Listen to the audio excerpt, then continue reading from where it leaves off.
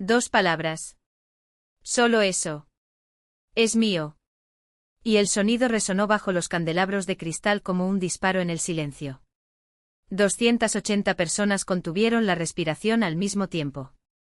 Un teléfono celular brilló en rojo en un rincón de la habitación y mi vida dio un vuelco antes de que terminara la noche.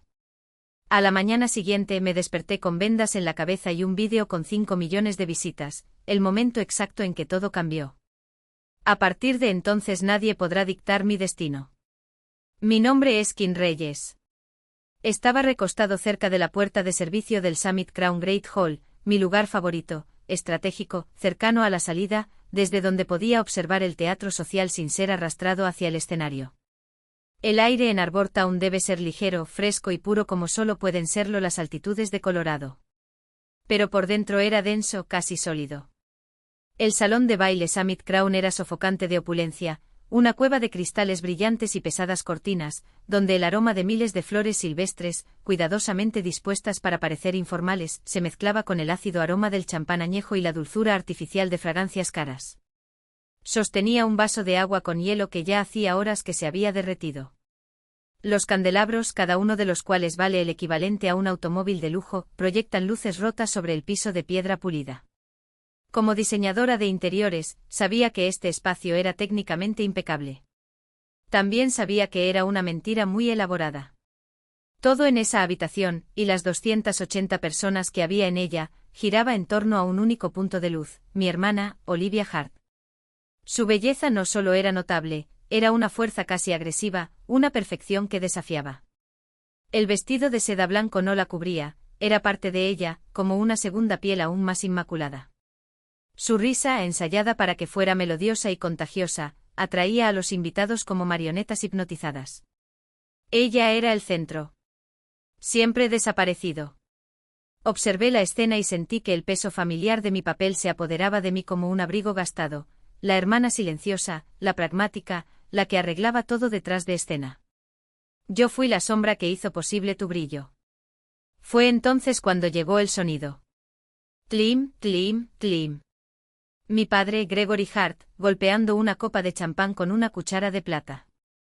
La música de la orquesta de cuerdas, ligera y desechable, tartamudeó y se detuvo. El alboroto de 280 voces se disolvió en un silencio expectante tan denso que pareció atravesar la piel. Estaba de pie junto al pastel de 7 niveles, que se elevaba como un monumento.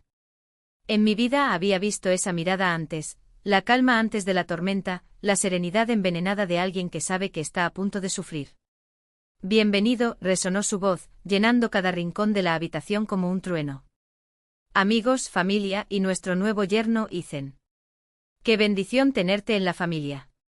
Aplausos educados. Ethan, elegante y ligeramente aturdido, levantó su copa junto a Olivia. Hija mía, continuó Gregory, su voz ahora más suave, llena de emoción medida, siempre has sido nuestra luz, nuestra alegría. Y en este día, el día más importante de tu vida, tu madre y yo queríamos darte algo verdaderamente especial, una base para el futuro que ella y Ethan construirán juntos. El aire se volvió pesado. Los invitados se inclinaron hacia adelante. Vi teléfonos móviles en alto, lentes ávidos de cada detalle. Estamos encantados, declaró mi padre, abriendo los brazos en un gesto teatral, de anunciar nuestro regalo a la pareja, la casa de Juniper Avenue. El mundo se detuvo. No fue un suspiro. Era un vacío. La habitación se inclinó y las luces se convirtieron en rayas borrosas. La casa de Juniper Avenue. Mi casa. La que había encontrado en ruinas, en la que había invertido cada centavo, cada gota de sudor, cada noche de insomnio durante 3 años seguidos. Cada viga, cada alambre, cada tabla del piso que había restaurado con mis propias manos, los conocía como conocía mi propio cuerpo. La sala estalló en euforia. Vítores, silbidos, una ola de aplausos ensordecedores. ¡Qué maravilloso!, le susurró una mujer a su marido. Gregory es muy generoso, respondió otro. Un primo que no había visto en años me miró y me levantó el pulgar. «Guau, Kim, qué gesto tan increíble de tu parte». Todos creían que yo estaba en el plan. Que la tranquila hermana finalmente había hecho algo digno de mención, regalar mi obra maestra sin pestañear. Sentí el frío del muro de piedra en mi espalda. Miré a mi padre sonriendo mientras cosechaba los elogios por su magnífica e imposible mentira. Miré a Olivia, que ya lloraba lágrimas perfectas y fotogénicas, mientras recibía felicitaciones por un premio que no merecía.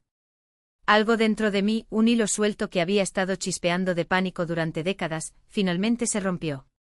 Me alejé de la pared. No corrí. No grité. Simplemente comencé a caminar, mis tacones bajos y prácticos resonaban sobre el suelo de piedra con un ritmo agudo y preciso, como una cuchilla rasgando la tela de los aplausos. Hacer clic. Hacer clic. Hacer clic.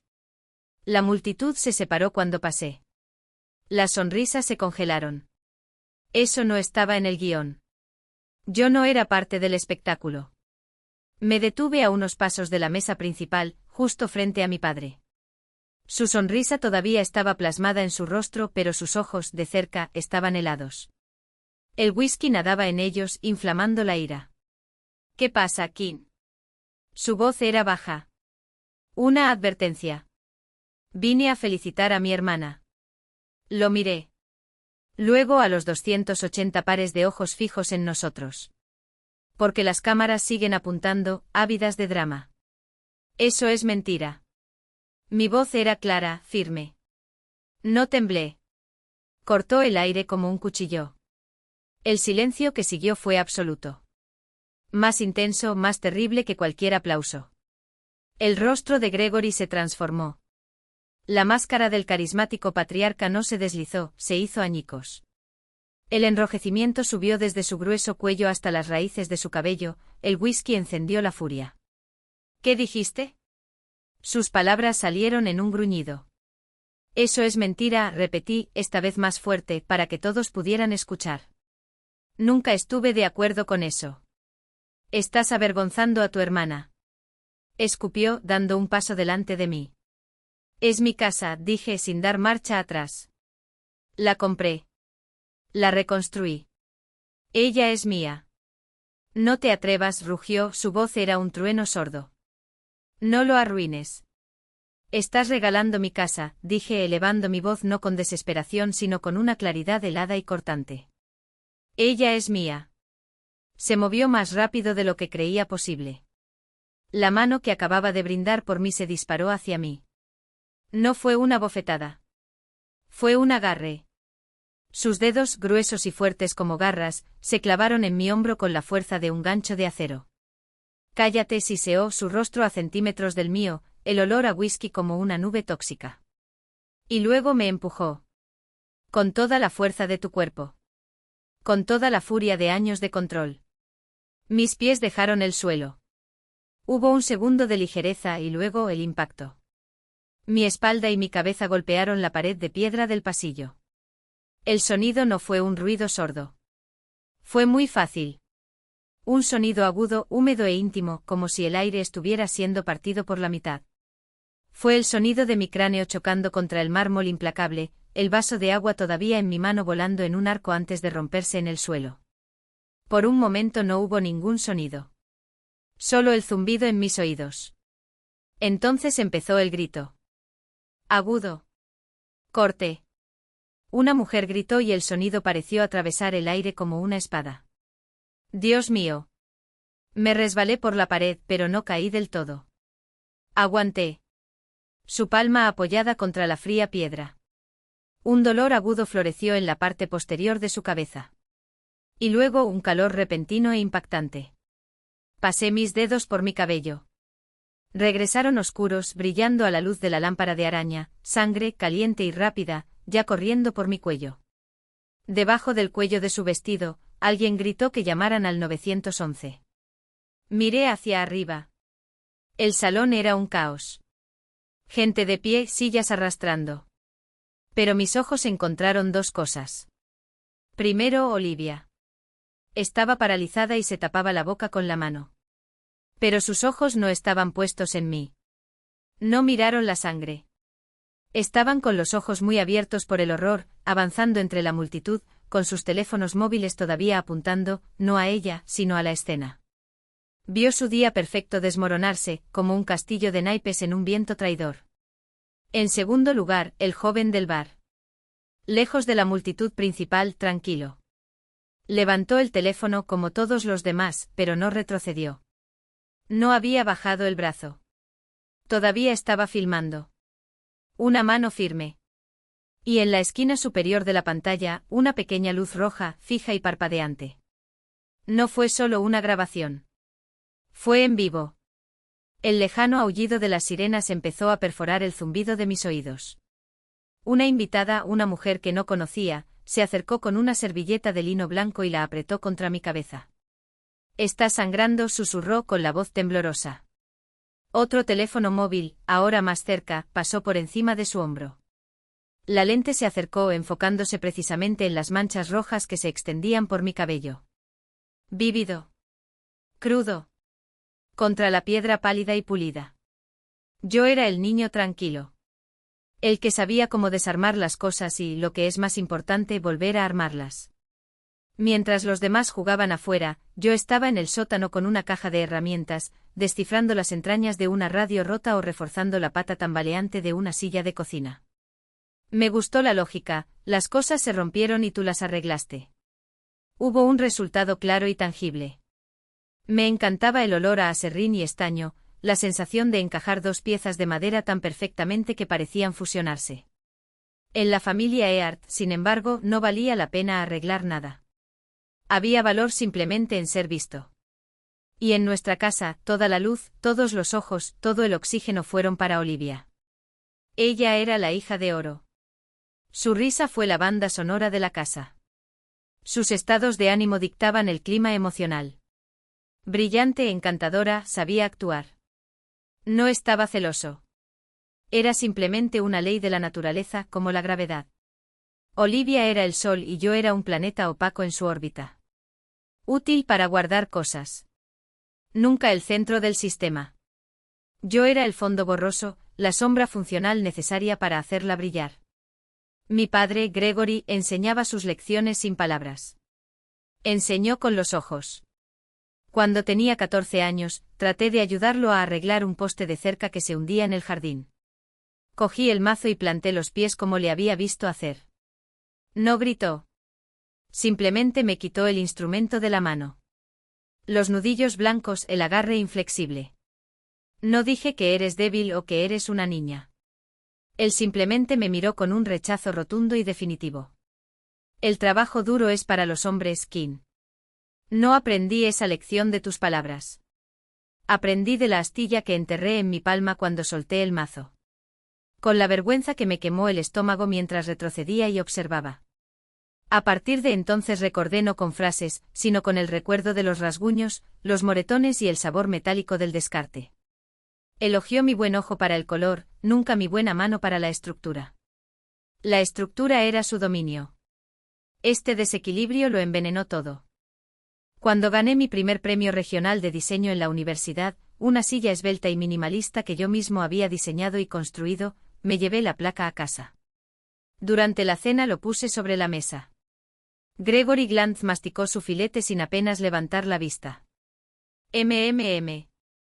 Bueno. Y se volvió hacia Olivia. ¿Cómo estuvo el ensayo? 2 semanas después, Olivia fue elegida para interpretar a la tercera chica de la izquierda en una obra de teatro comunitaria, un musical que nadie conocía. Tenía, como máximo, 4 líneas. Mis padres compraron 2 docenas de rosas y abrieron una botella de champán. Buen champán. El que guardaron para los cumpleaños.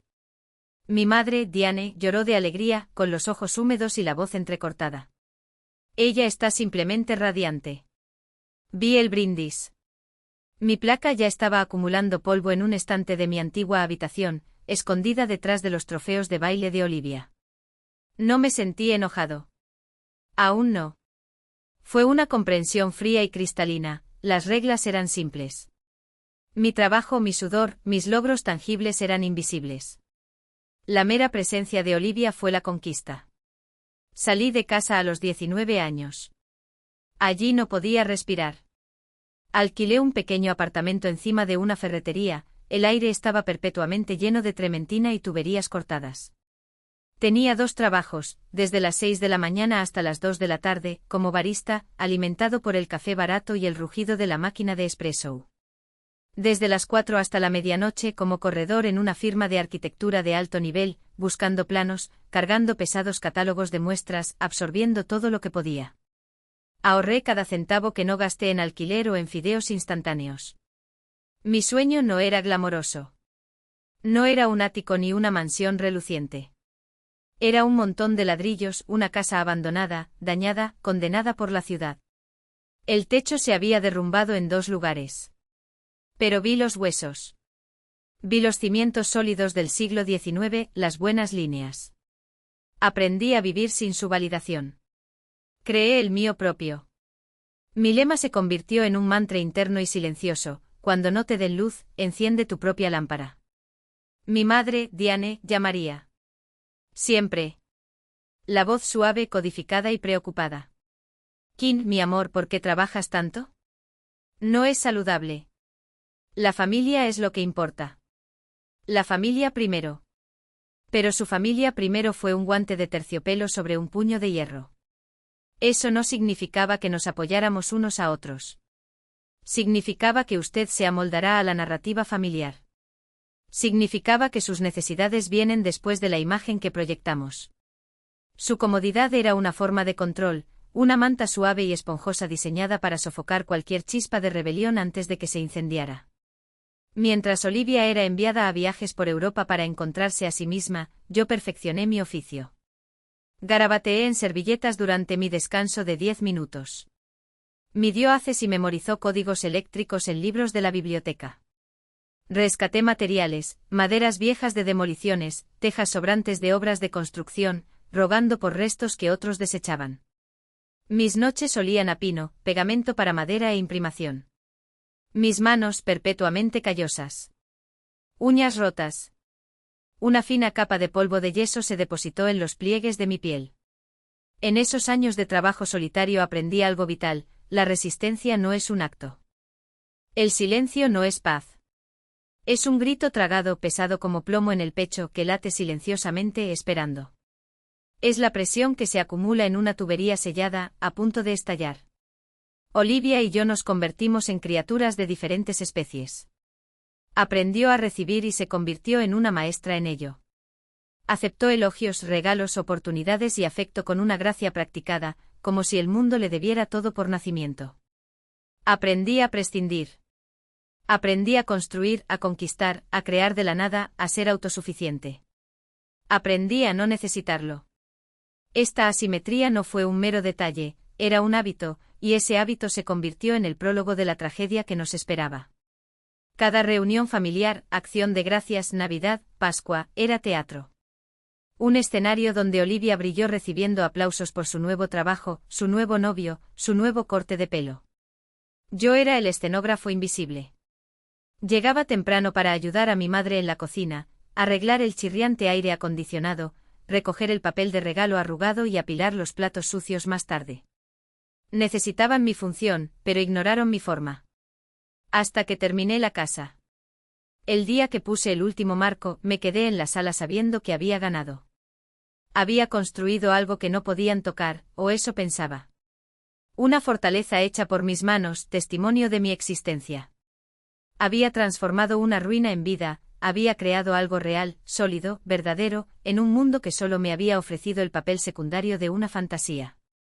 Decidí allí, en la quietud de mi propia creación, que construiría algo que no pudieran usurpar, algo que no pudieran regalar, algo tan intrínsecamente mío que se rompería cuando intentaran quitármelo. Me equivoqué. Había construido exactamente lo que más querían. Y había olvidado la primera regla de la familia Earp: si era bueno, por definición, pertenecía a Olivia. El primer día que me paré frente al número 47 de la Rue Per, no tenía ninguna llave. Sostuve una palanca. La ciudad ya la había condenado y yo acababa de firmar los papeles que convertían ese esqueleto en mi carga. Los vecinos, que miraban desde detrás de las cortinas, no saludaron. Se limitaron a negar con la cabeza al ver un cadáver, un fracaso anunciado. No se equivocaron. El tejado era un tamiz de vigas podridas y tejas faltantes, los cimientos, una obra clásica de piedra y mortero del siglo XIX, cortada por grietas tan anchas que cabría una mano entera en ellas. El porche delantero no acababa de ceder, se estaba despegando de la casa, arrastrando consigo la fachada en una mueca estructural lenta e implacable. Ese primer invierno fue el crisol. La calefacción, un monstruo oxidado y muerto en el sótano inundado, estaba más allá de la salvación. No podía permitirme comprar uno nuevo, no después de haber gastado cada centavo, y varios que no tenía, solo para conservar la escritura. Entonces viví en el ático. Era la única habitación con el techo semi-intacto, un estrecho triángulo bajo las tejas. Sellé la única ventana con plástico, dormí en una cama plegable, enterrado bajo 3 mantas y mi propio abrigo de invierno. Se despertaba en la oscuridad y su aliento formaba nubes en el aire. El agua del vaso al lado de la cama, congelada. Un dolor profundo y punzante como si el frío se estuviera instalando en mis huesos. Haría ambos trabajos, regresaría a las ruinas y trabajaría otras 3 horas a la luz de un generador portátil, hasta que sus dedos estuvieran tan entumecidos que ya no pudieran sostener el martillo. Me alimentaba el café barato y una furia gélida que confundí con determinación. Empecé con los huesos. La piel no se puede curar antes de que se cure el esqueleto. Aprendí a caminar sobre las vigas del ático, arrancando de las vigas la madera podrida, que se desmoronaba en mis manos, exhalando el olor a tierra húmeda, a moho y a un siglo de descomposición. Aprendí a reforzar las viejas vigas con otras nuevas y sólidas, como si estuviera enderezando la columna vertebral de un cuerpo torcido por el tiempo. Aprendí a usar un gato para levantar, milímetro a milímetro, un rincón hundido de la casa, escuchando sus gemidos de protesta hasta que volvió a nivelarse. Luego fui a la fundación. Pasé semanas de rodillas sobre el barro y los cimientos húmedos, reparando las paredes. Aprendí a mezclar mi propio mortero, la proporción exacta de arena, cemento y cal, ajustando la consistencia al tacto con las manos ya enguantadas. Fue un trabajo lento, agonizante y agotador. El sonido de mi paleta raspando y alisando era la única banda sonora. El martillo se convirtió en una extensión de mi brazo, tu ritmo, mis latidos. Tum, un clavo clavado en madera nueva.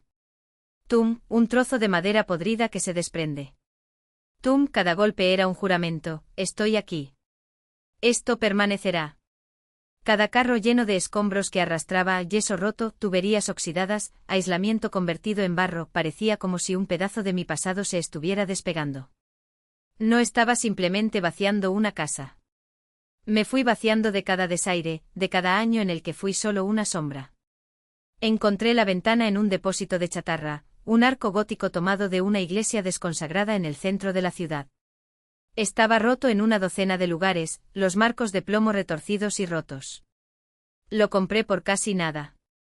Pasé un mes entero de noches en un banco de trabajo alquilado, desarmándolo pieza por pieza, limpiando cada fragmento de vidrio coloreado, reaprendiendo a cortar, envolver y soldar. Mis dedos ardieron, cortaron. Cuando finalmente lo levanté para colocarlo en el marco que había construido en las escaleras, la luz de la tarde lo atravesó. Lo que se derramó sobre el suelo no fue solo claridad, era azul cobalto, rubí y esmeralda intenso. Fue la primera cosa verdaderamente hermosa en la casa. Un presagio. Luego vinieron los pisos. Eran tablas anchas de roble original, pero estaban enterradas bajo 3 capas de historia, linóleo agrietado de los años 70, alfombra manchada de los años 50 y una costra de tierra casi geológica. Alquilé una lijadora industrial, una fiera que luchaba contra mí amenazando con arrancarme de las manos y abrir un agujero en la pared. La obligué durante días con los brazos vibrando, los oídos zumbando y el cuerpo cubierto de un polvo asfixiante. Pero cuando apliqué la primera capa de poliuretano, la madera despertó. Las venas emergieron, un remolino de oro y ámbar. La luz del sol, ahora filtrada a través de mis vidrieras, ya no caía sobre un suelo muerto.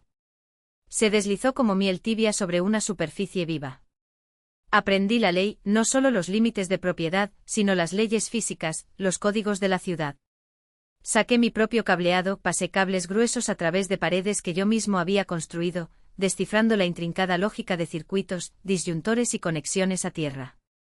Aprendí plomería, soldando tuberías de cobre en el estrecho espacio de los cimientos, el olor a fundente y el agudo silbido del soplete se convirtieron en una extraña compañía. Me equivoqué. Inundé el nuevo piso de la cocina 2 veces. Tuve que arrancar toda una pared de paneles de yeso porque calculé mal la posición de una viga de soporte. Fallé. Y aprendí. Leí manuales de construcción hasta que se me nubló la visión. Vi vídeos granulados de viejos capataces, con sus manos callosas moviéndose con una precisión que parecía mágica. Cada error fue una lección grabada en llamas. Cada cicatriz en tus manos, una medalla. La casa ya no era una estructura. Era un organismo y yo era su cirujano, su escultor, su verdugo y su salvador. Aprendí de los hombres del aserradero. Aquellos que al principio me miraban con lástima en los ojos, como si fuera un soñador más con un taladro en la mano, ahora asintieron con silencioso respeto. Aún así, Reyes, dijo uno de ellos, cargando pilas de 2x4 en mi camioneta. Lentamente, con una agonía que solo conoce quien construye con sus propias manos, la casa empezó a levantarse. Ya no era un esqueleto torcido, era un cuerpo que se enderezaba después de 50 años de doblarse en el tiempo. Las puertas que había medido y vuelto a montar en marcos perfectamente cuadrados, ahora se cerraron con un clic firme y sordo, nada de ese crujido oxidado y ventoso que una vez atormentaba los pasillos. Construí un nuevo porche. Cavé nuevos cimientos. Construí nuevos pilares. Con chatarra de acero que rescaté de un depósito de chatarra, soldé un columpio. Lo colgué de gruesas cadenas. Me senté y escuché. Ni tuberías que gotean, ni crujidos de madera podrida, ni viento silbando por las rendijas. Solo el soplo de la brisa nocturna y el murmullo de los pinos en Juniper Avenue. Los vecinos, los que antes se habían asomado detrás de las cortinas, empezaron a detenerse en la acera.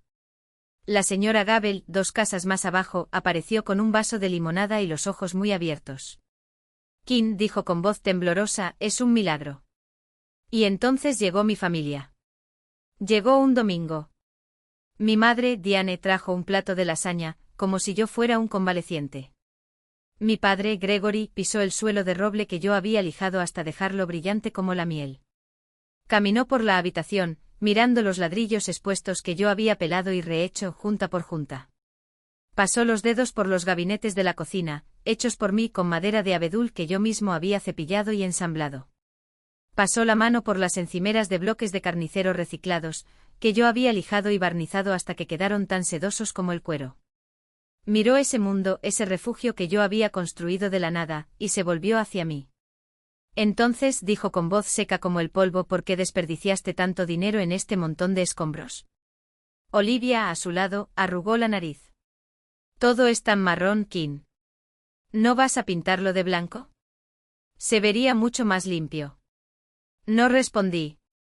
Acabo de tomar el plato de las manos de mi madre. Dejé de invitarlos. No fue una pelea. No fue un enfrentamiento. Simplemente me detuve. Llegaron las llamadas. ¿Por qué no apareces? Pero tenía mi excusa. La casa, decía. Mucho trabajo. La casa se convirtió en mi fortaleza. El único lugar de la tierra que no me pidió que fuera más pequeño. Que no viera mi sudor como un desperdicio. Me di cuenta de que mi respeto por mí mismo ahora tenía una base. Tenía techo. Tenía cerradura. Mis compañeros profesionales vieron esto. Jacob Reddick, propietario de una empresa de restauración y una vez me ayudó a levantar la viga de la cumbrera durante una tormenta de granizo, apareció sin previo aviso. Caminó por cada habitación en silencio, pasando los dedos por las juntas de las escaleras, por las paredes de yeso suave como la seda. Se sentó en la isla de la cocina y le serví café barato. Miró a su alrededor y sus ojos captaron la luz que se filtraba a través de las vidrieras. Kim dijo en voz baja, esto es un milagro. Sacudí la cabeza sonriendo, sintiendo el buen dolor en mis hombros. No, Jacob. Esto es trabajo. Este trabajo se convirtió en mi medio de vida. 47 Juniper Avenue era mejor tarjeta de presentación que cualquier sitio web. Un cliente rico, reacio a contratarme, vio la casa y me contrató en el acto para restaurar su mansión victoriana. Ese contrato dio lugar a otros 2. Mi nombre ya no era Kim, la hija tranquila. Era Kim Reyes, diseño de restauración. Mi trabajo fue sólido. Mi reputación, ganada. Y mi hogar, mi prueba. Pero a medida que la casa adquiría su nueva fuerza, a medida que la pintura se secaba y el nuevo césped del jardín se espesaba, algo más brotó junto con ella, un sentido de propiedad de mi familia. Unos extraños, desarmados, empezamos a infiltrarnos en las conversaciones. Deberíamos celebrar el Día de Acción de Gracias en tu casa, sugirió mi madre. Podríamos organizar allí la fiesta de Navidad del vecindario, propuso mi padre, como si la idea fuera suya, como si el derecho a quejarse, ausente cuando era una ruina, ahora se aferrara a cada superficie terminada, rápido y espeso como la hiedra. No querían la ruina. Pero deseaban el triunfo con un hambre confiada, casi voraz. La presión empezó de repente como siempre. En una obligada cena dominical, 3 meses antes de la boda de Olivia. Estábamos en casa de mis padres. El aire estaba cargado del olor a roast beef y del perfume demasiado dulce de mi madre. Gregory, mi padre, estaba cortando la carne, ya un poco borracho. El Bourbon aparecía cada vez más temprano por las tardes, una marea oscura que aumentaba con los preparativos de la boda. Kim dijo sin mirarme con los ojos fijos en el trozo de carne, Olivia y Ethan van a necesitar un lugar decente para formar una familia. Necesitan espacio para los niños. Tomé un sorbo de agua. Estoy seguro de que encontrarás un lugar encantador. Detuvo el tenedor. Tienes esa casa grande para ti solo. Parece mucho espacio para una sola persona. No fue una pregunta. Fue una prueba, la suave inserción de una idea. Mi madre, Diane, se unió al baile inmediatamente con voz melosa. Una casa familiar es una bendición, Kim. Es un legado. Algo para compartir. Le pasó la salsa con una sonrisa fija y brillante. Siempre hemos creído en mantener unida a la familia. Mantequilla derretida sobre hiedra venenosa. Legado y compartido fueron sus armas preferidas, palabras que sonaban a generosidad pero que tenían forma de jaula. Olivia, mi hermana, se rió mientras comía su ensalada. Su anillo de compromiso brillaba bajo la lámpara del comedor. Es verdad, Kim. Estábamos hablando de eso. Esa habitación orientada al sur que usas para dibujar tiene la mejor luz. Sería perfecta para una guardería. Coloqué el tenedor en el plato. El sonido del metal contra la porcelana resonó en el repentino silencio. Todos me miraron.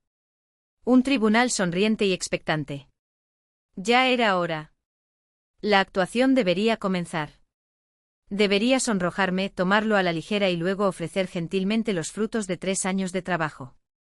Ese es mi estudio, dijo con voz firme. Y esta es mi casa. No está disponible. Las sonrisas revolotearon. Olivia hizo un puchero, un gesto de decepción que había perfeccionado cuando tenía 5 años. La mandíbula de mi padre se apretó, volvió a serrar la carne. El rostro de mi madre se volvió plano, vacío. Su expresión más peligrosa.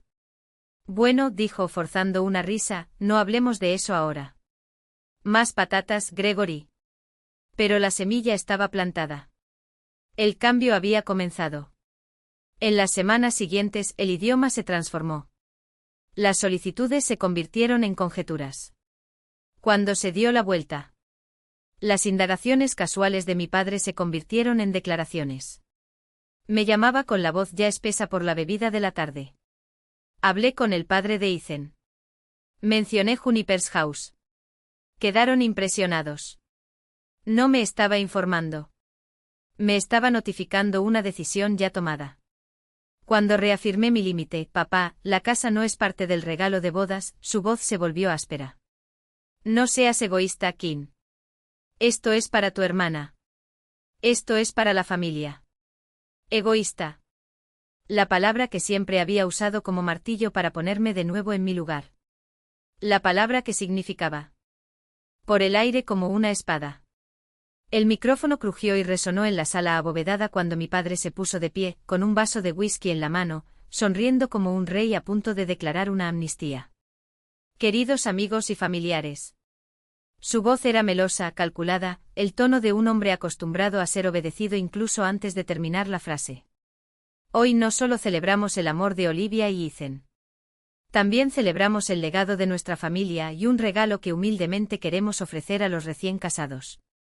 Mis dedos se cerraron alrededor del tenedor de plata sobre la mesa. Ya sabía lo que vendría. Ya había ensayado cada palabra en mi cabeza, como un guión podrido que me vi obligado a mirar hasta el final. Mi madre a su lado, sonrió con ojos brillantes y su mano apretaba el brazo de Olivia como si fuera un ancla o una esposa. Kim, mi hija mayor, siempre tan talentosa con sus manos. Hizo una pausa teatralmente volviéndose hacia mí con una sonrisa que no llegó a sus ojos. Ella reconstruyó Juniper House desde cero. Un trabajo de amor.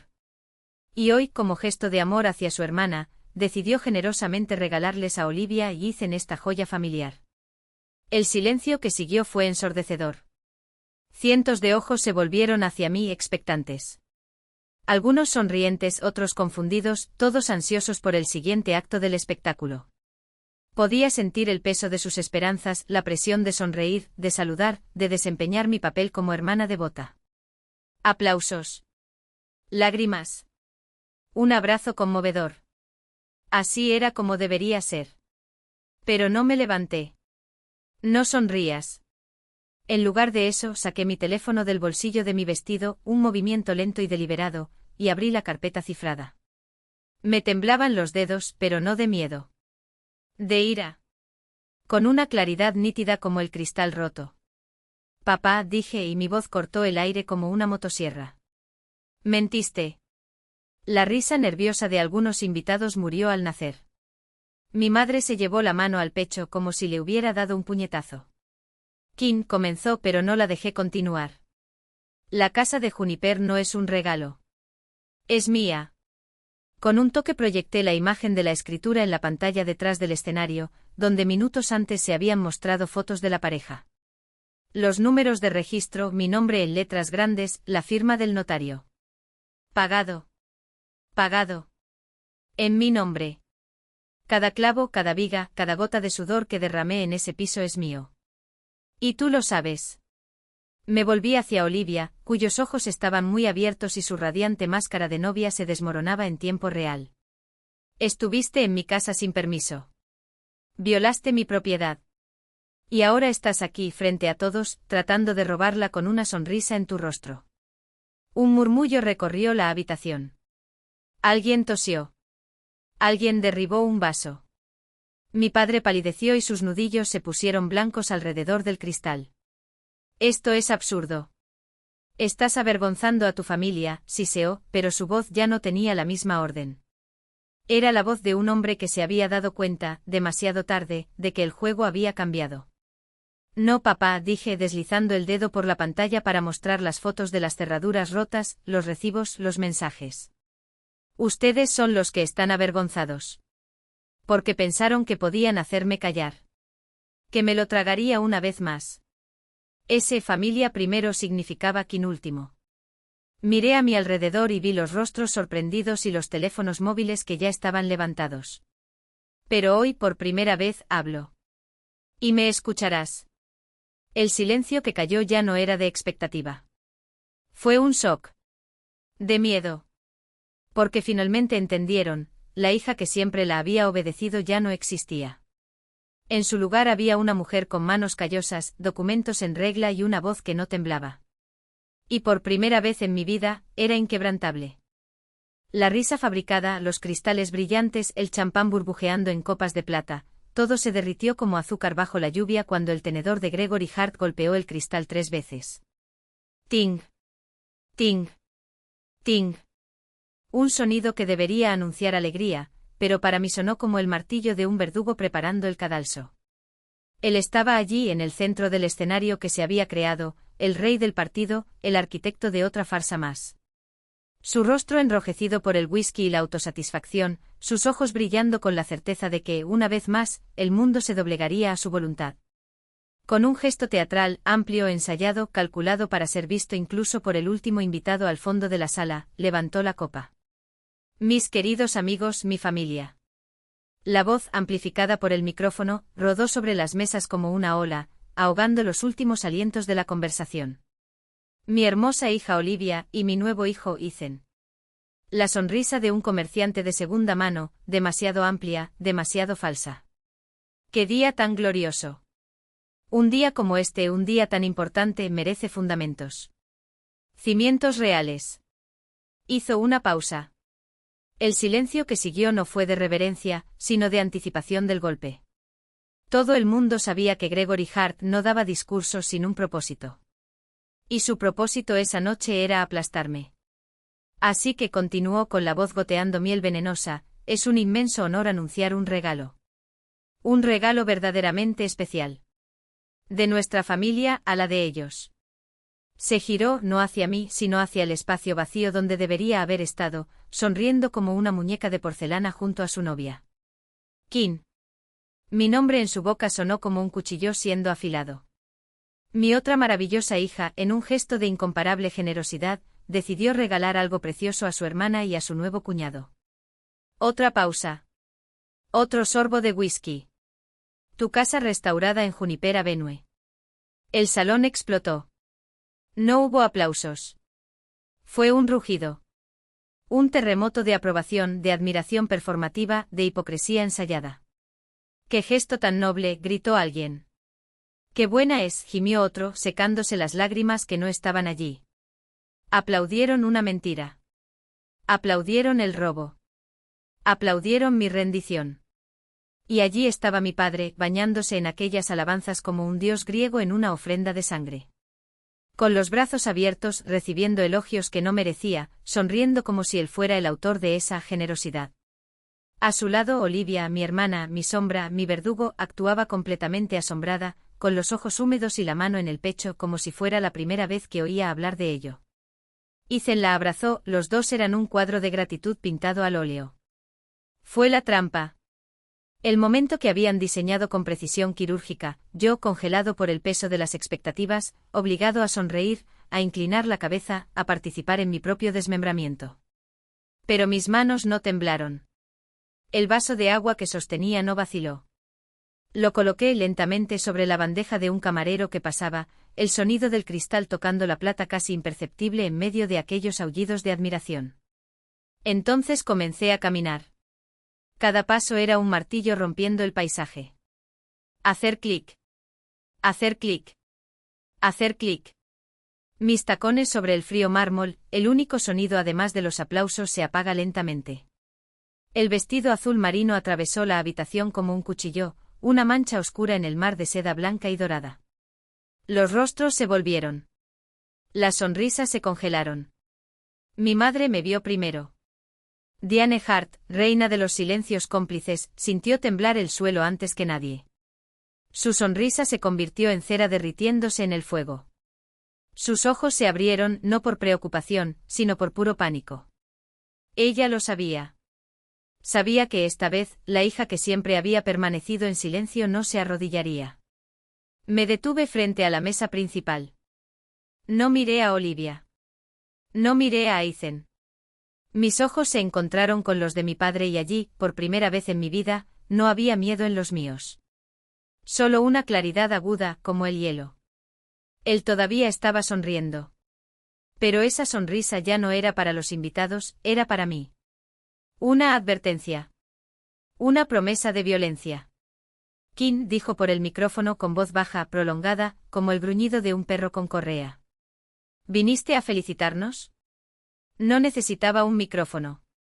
Mi voz cortó el aire como una espada. Eso es mentira. El silencio que siguió no fue sorprendente. Fue aterrador. 280 personas dejaron de respirar al mismo tiempo. El aire en el pasillo se volvió espeso, como antes de una tormenta. Vi el rostro de mi padre cambiar, el rubor de la borrachera se convertía en una mancha de furia púrpura, casi negra. La máscara no se deslizó. Se hizo añicos. ¿Qué? Siseó, sus dedos se cerraron en puños sobre el mantel de lino. ¿Qué acabas de decir? Bajó de la pequeña plataforma donde había permanecido como un dictador en su púlpito. Cada uno de sus pasos era un temblor en el suelo. Estuvo cerca. Muy cerca. El olor a whisky y odio me golpeó como un puñetazo. Dije, repetí más fuerte cada sílaba, un clavo clavado en tu ataúd, que es mentira. Nunca aceptaré eso. No lo harás, rugió, su dedo apuntando a mi cara como un arma, me avergonzarás. Aquí no. Hoy no. Tú eres el que se va a avergonzar, respondí, y fue como si le hubiera echado gasolina a sus llamas. Vi el momento exacto en que perdió el control. No fue gradual. Fue instantáneo como un volcán inactivo que de repente arroja lava. Su mano salió disparada, agarrando mi hombro con una fuerza que debería haberme hecho gritar. Pero no grité. Sus dedos se hundieron en mi clavícula como garras y luego, empujó. No fue una bofetada. No fue un puñetazo. Fue un lanzamiento. Usó su hombro, el peso de su cuerpo, la furia de toda una vida para tratarme como un obstáculo que debía ser eliminado. El mundo giró.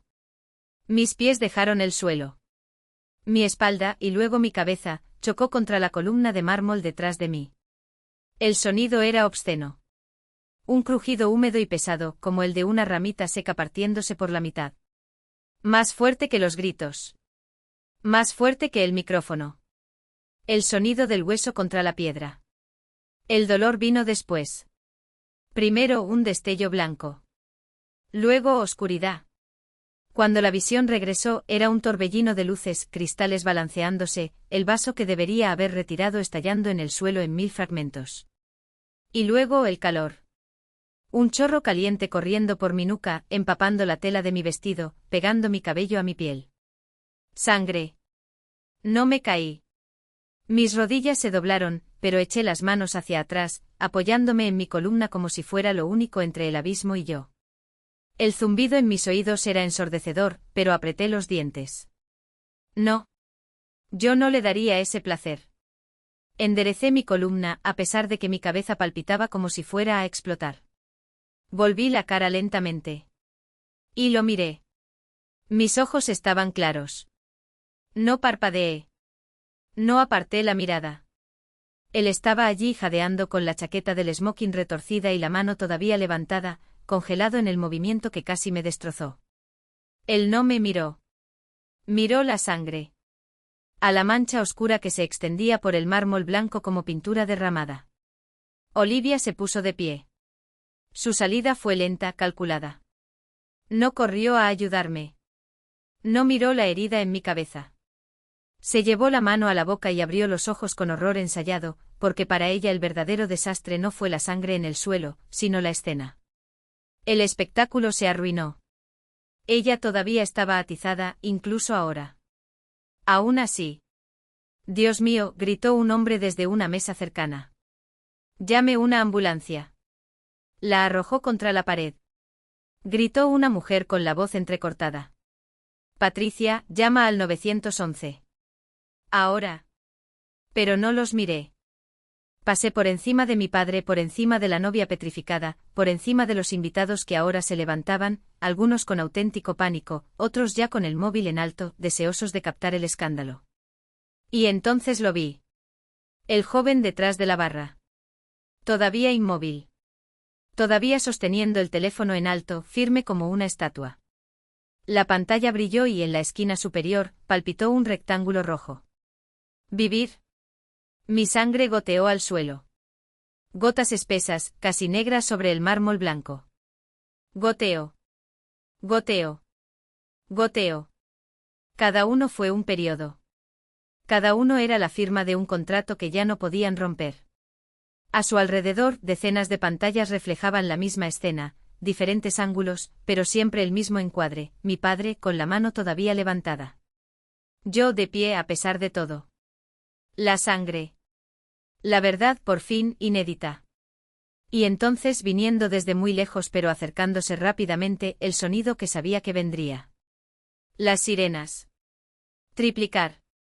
Inexorable. Cortando el aire enrarecido de Arbor Town como una espada. Gregory Hart finalmente despertó de su trance. Y cuando sus ojos se encontraron con los míos, supe que por primera vez en mi vida, era a él a quien tenía miedo.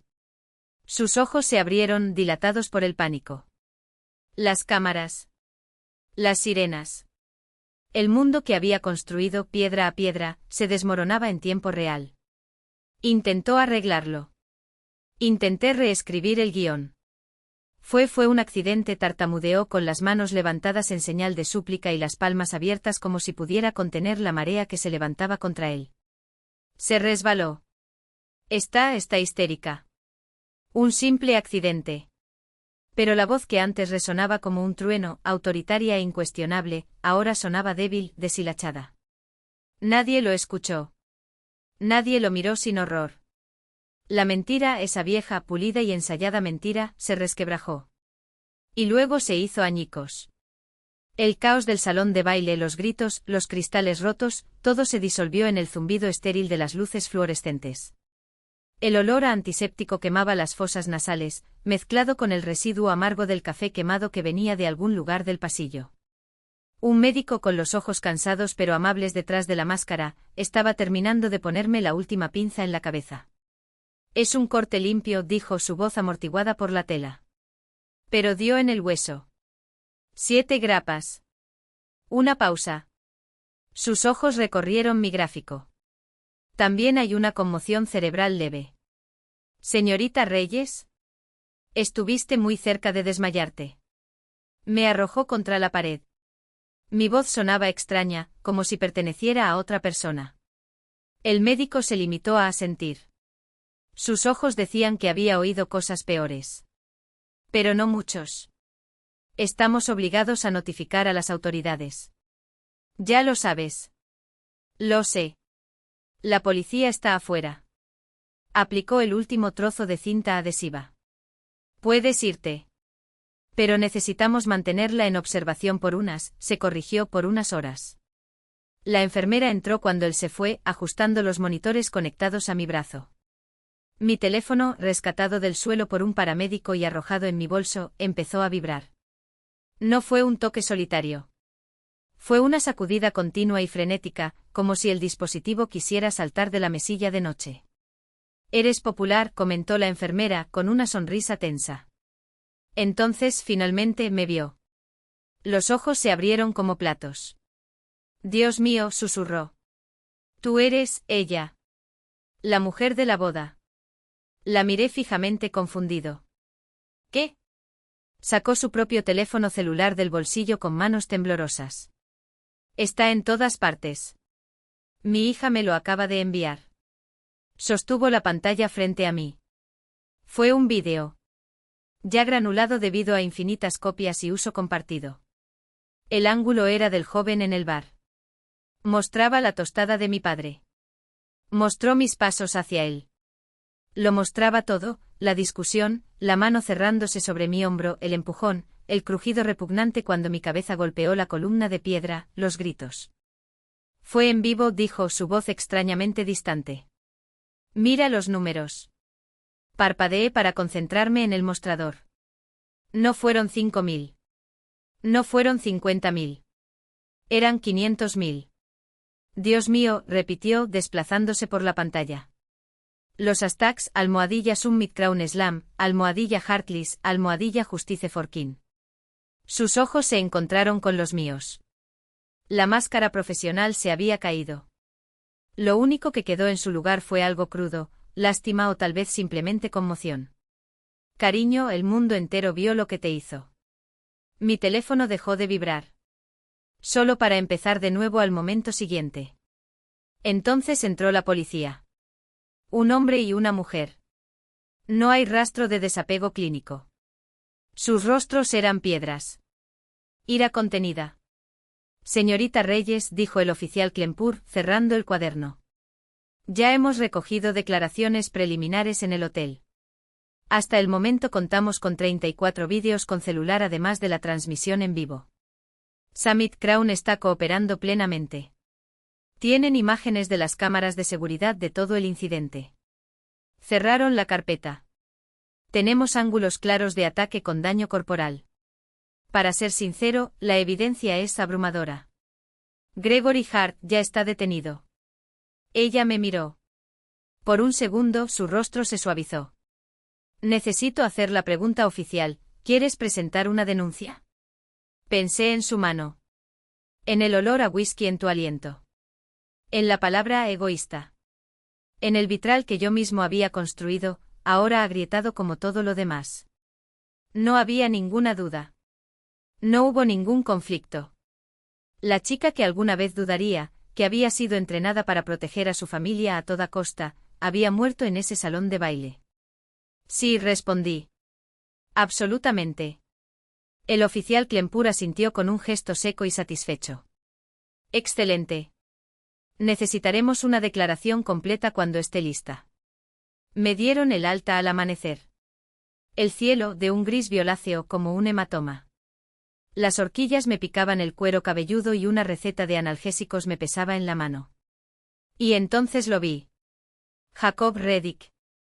Apoyado en su camioneta, estacionada en el estacionamiento de ambulancias. Sin la camisa de trabajo a cuadros ni los pantalones polvorientos. Vestía un traje gris oscuro y una impecable camisa blanca. El mismo traje que usó para reunirse con presidentes y concejales de bancos. Parecía inquebrantable. Un muro de contención. Él no corrió hacia mí. No ofreció abrazos ni palabras de consuelo. Acaba de abrir la puerta del pasajero. Entré. Rodeó el vehículo y se puso al volante.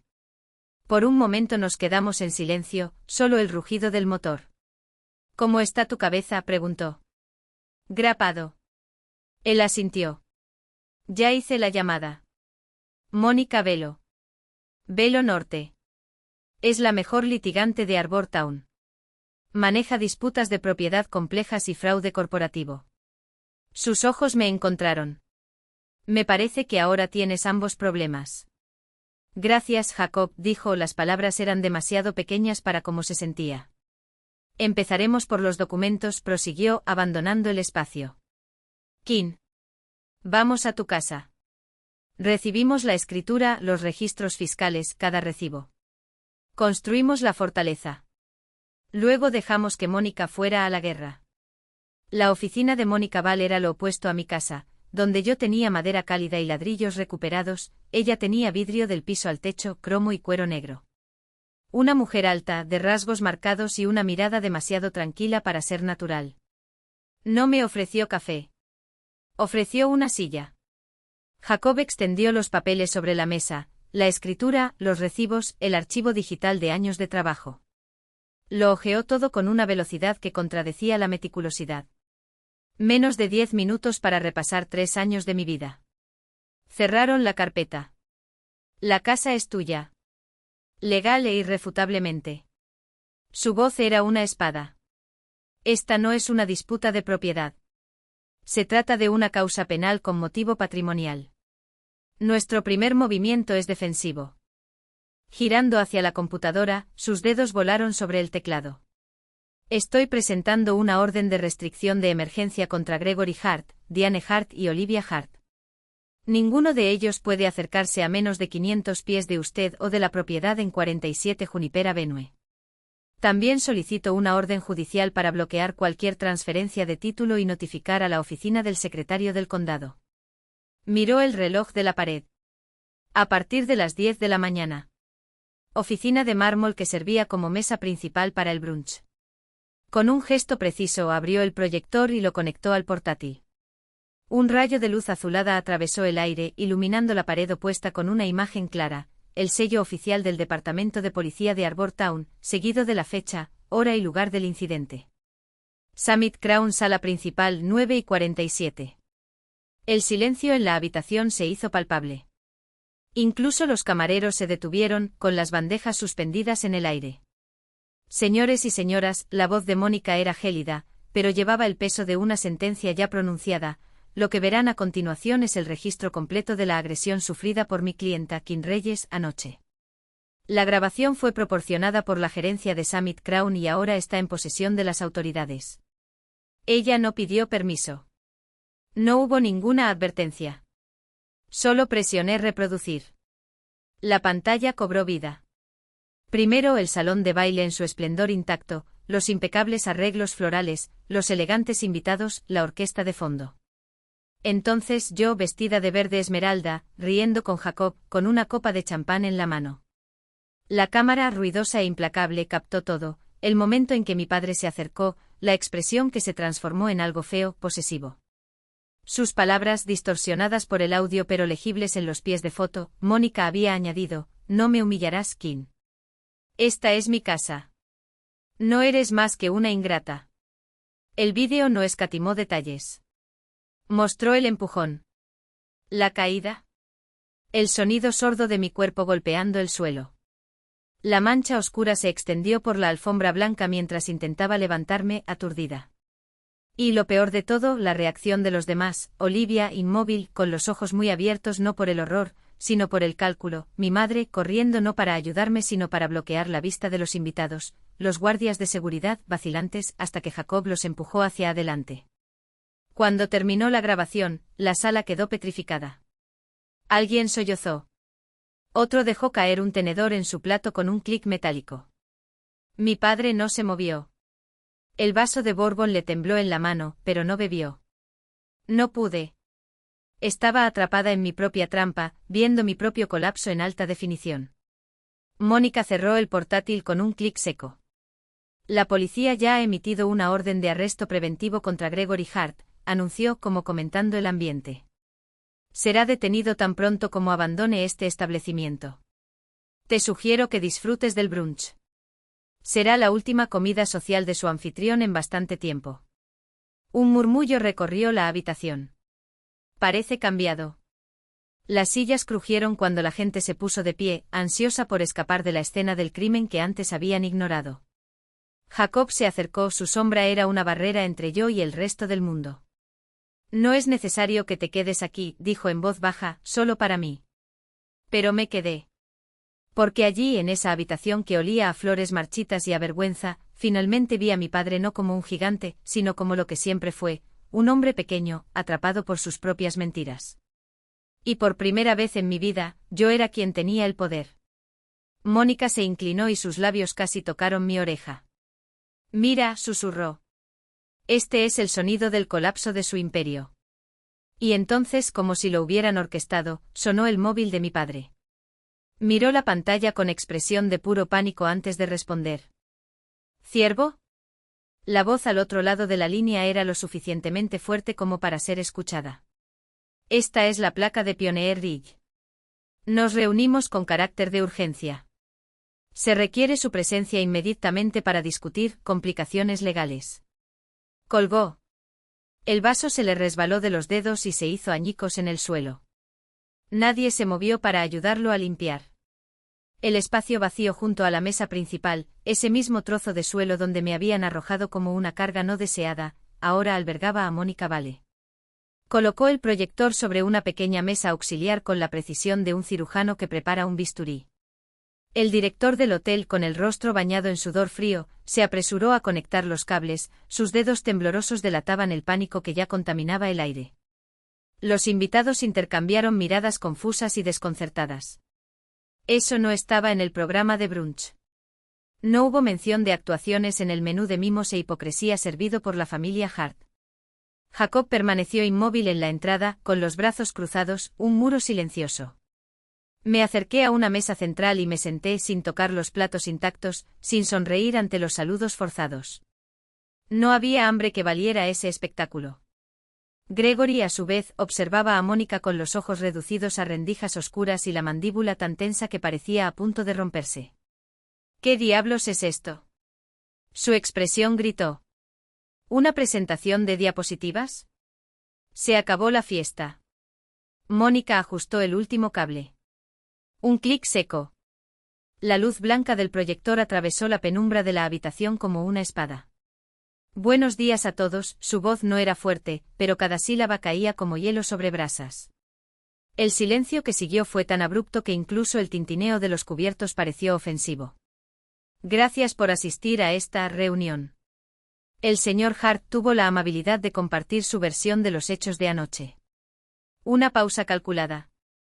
Ahora, mientras sus abogados intentan, esta misma mañana, reescribir estos hechos como un mero tropiezo familiar, consideramos necesario revisar la verdad. Otro clic. La primera imagen que surgió fue la transmisión en vivo desde el bar, la que ya había circulado como un virus por las redes. La música ahogó parcialmente las voces, pero las imágenes eran claras: el brindis de mi padre, mi acercamiento, la discusión escalando como un fuego incontrolado. Luego la pantalla se dividió en 4.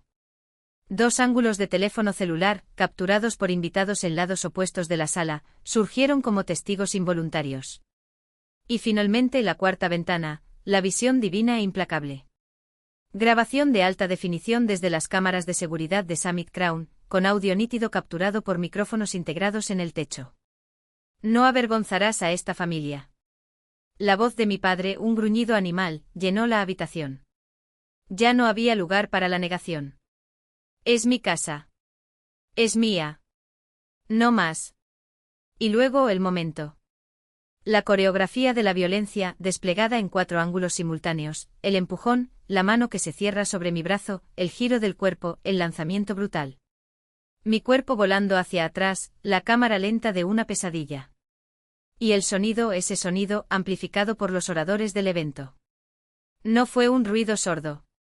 Fue un crujido húmedo y preciso como el eco de un disparo de pistola contra las paredes de mármol.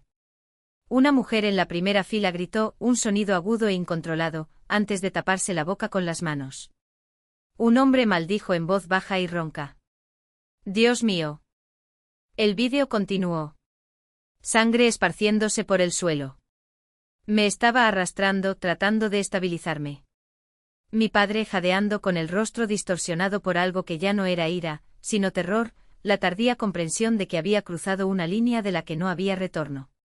Olivia, siempre la actriz, miró al público con los ojos muy abiertos, pero su actuación, tan ensayada la noche anterior, ahora sonaba hueca. No hubo aplausos. No hubo solidaridad. Sus lágrimas a la cruda luz de la mañana, se revelaron como lo que eran, un acto desesperado de autoconservación. Mónica dejó que el vídeo se reprodujera durante otros 10 segundos. 10 segundos de caos. Carcajadas. Alguien gritaba que llamaran al 911. Luego congeló la imagen. Un primer plano perfecto multiplicado en 4 ángulos, el rostro de mi padre, retorcido por la furia y el pánico. Y el mío ensangrentado contra la piedra. Nadie respiraba. El único sonido era el llanto ahogado de la mujer de la primera fila, ahora sollozando sin vergüenza. Gregory estaba pálido con el vaso de Bourbon a medio camino de la boca, como si el tiempo se hubiera solidificado a su alrededor. Ese, dijo Mónica bajando la voz una octava, pesada como una frase, fue el tropiezo familiar. Se acercó a la mesa donde yo estaba y colocó sobre ella un volumen negro, tan grueso como un testamento. El ruido sordo resonó como un punto final. Esto, golpeó la portada con los dedos, es una copia del informe policial presentado anoche por la policía de Arborton, acusando a Gregory Hart de agresión agravada con intención de causar daño físico. La abrió. La página de inicio, estampada con el sello oficial, brillaba como una condena. El vídeo, junto con otras 34 grabaciones de testigos, ya forma parte de una causa penal. Cerró el volumen con un clic. Esto dejó de ser un asunto de familia, en el momento en que decidió usar sus manos. Mi madre, Diane, que hasta entonces parecía una estatua de cera, finalmente se derrumbó. Se levantó con un movimiento repentino, no hacia su marido, sino hacia mí. Sus uñas se clavaron en mi brazo codiciosas, desesperadas. Kim, su susurro era un rasguño de voz, áspero y quemado. Basta. Ahora. Estás destruyendo todo. Piensa en tu hermana. Piensa en esta familia. No hagas eso. No empeores las cosas. No discutí. No me moví. No la miré. Con un gesto deliberado, solté sus dedos de mi piel y me levanté, alejándome de un solo paso, lo suficiente como para dejarla allí, sola, con la mano extendida en el vacío, su pedido de silencio flotando en el aire como un olor a podredumbre. Un hombre al fondo de la sala, lo reconocí como el padre de Ethan, habló. Su voz temblaba, pero no de miedo, sino de furia helada. ¿Tú hiciste esto? Su dedo señaló a Gregory. ¿Le hiciste esto a tu propia hija? El público, hasta entonces paralizado, cambió. Era algo físico, como un banco de arena que cambia de dirección. La atención que anteriormente había estado puesta en Gregorio como centro de todo poder, ahora se volvió contra él. Ethan Price, el recién casado, estaba junto a Olivia, con el rostro gris. Observó la imagen congelada en la pantalla. Observó al invitado que estaba llorando. Observó a su propio padre. Luego miró a Olivia. Sí, lloró. Pero sus lágrimas, que la noche anterior habían provocado aplausos y abrazos solidarios, ahora parecían lo que siempre fueron, un artificio barato. Ethan hizo la cosa más elocuente que jamás le he visto hacer. Dio un paso atrás. Un solo paso, pequeño y deliberado, pero suficiente para romper el vínculo invisible que lo ataba a aquella farsa. Olivia lo vio. Su grito escenificado se convirtió en un verdadero estrangulamiento, un sonido ahogado de traición. Pero mi matrimonio, se le quebró la voz. Ella arruinó mi matrimonio. Nadie se acercó a la consola. Mi padre finalmente encontró su voz. Golpeó el vaso contra la mesa con suficiente fuerza como para hacerlo añicos. Esto es una pena. Rugió. Un asunto privado. Ella siempre fue problemática. Se trata de lealtad familiar. No, papá, respondí y mi voz, aunque baja, atravesó la suya como una navaja. No tuve que gritar. La verdad ya estaba ahí, proyectada en Technicolor, innegable. No se trata de familia. Me volví hacia Mónica. Muestra el resto. Ella asintió. Un último clic. La pantalla se partió de nuevo. A un lado, una fotografía del número 47 de Juniper Avenue tal como lo había comprado, un esqueleto podrido, a punto de colapsar. Al otro, la misma casa de hace una semana, restaurada, gloriosa, mía. Entonces empezaron a aparecer los documentos, la escritura a mi nombre, los recibos de pago de impuestos, las facturas de la madera, el cableado, el techo. El salón se convirtió en una sala de audiencias. Los invitados en el jurado. Y las máscaras, las que mi familia había usado durante décadas, el padre exitoso, la madre devota, la hija perfecta, no simplemente se resquebrajaron. Se desplomaron en el suelo, reducidos a fragmentos, junto a los restos del vaso que mi padre había roto. Menos de una hora después del almuerzo, mientras Mónica y yo todavía estábamos en su oficina, el oficial Klemperkalde interceptó a Gregory tratando de escapar por una salida de servicio. La prisión no estaba en silencio. Gritó sobre abogados, sobre derechos, sobre quién era él. No importó. La noticia ya se había filtrado, un empleado del hotel, horrorizado, llamó a la prensa local. Previsión. No fue un error, ni un impulso, un plan frío y calculado, ejecutado con la precisión de un reloj suizo. Ese registro digital, impasible e irrefutable, fue la firma de mi padre en su propio crimen. Y cuando Mónica lo presentó al juez, toda la sala sintió temblar el suelo. Los Hart no caen sin luchar. Contraatacaron con todo lo que tenían, demandas por difamación, solicitudes de medidas cautelares para silenciar a la prensa, intentos de descalificar a Mónica por conflicto de intereses como si la justicia fuera un juego de cartas amañadas. Pero sus maniobras solo sirvieron para cavar su propia tumba. Cada mentira desmantelada, cada documento falsificado que intentaron presentar, solo hacía más evidente lo que todos ya sabían, estaban aterrorizados. Y entonces llegó el golpe final. Una mañana, mientras estaba tomando café en el porche de Juniper House, el sol brillaba a través de las ventanas que yo mismo había restaurado, Mónica llamó. Su voz era tensa, pero no asustada. Con anticipación. El banco los denunció. No fue una traición. Era pura matemática. La First National de Arbortown, la misma empresa que había congelado las cuentas de Pioneer Ridge, había sido citada para presentar registros financieros en una demanda paralela. Y allí, enterrada entre transferencias sospechosas y préstamos no declarados, estaba la prueba de que Gregory Hart había utilizado fondos de la empresa para comprar el silencio de al menos 3 personas durante los últimos 2 años. Uno de ellos era un exempleado que lo había acusado de acoso. Otro un subcontratista que amenazó con exponer esquemas de soborno en licitaciones públicas. ¿El tercero?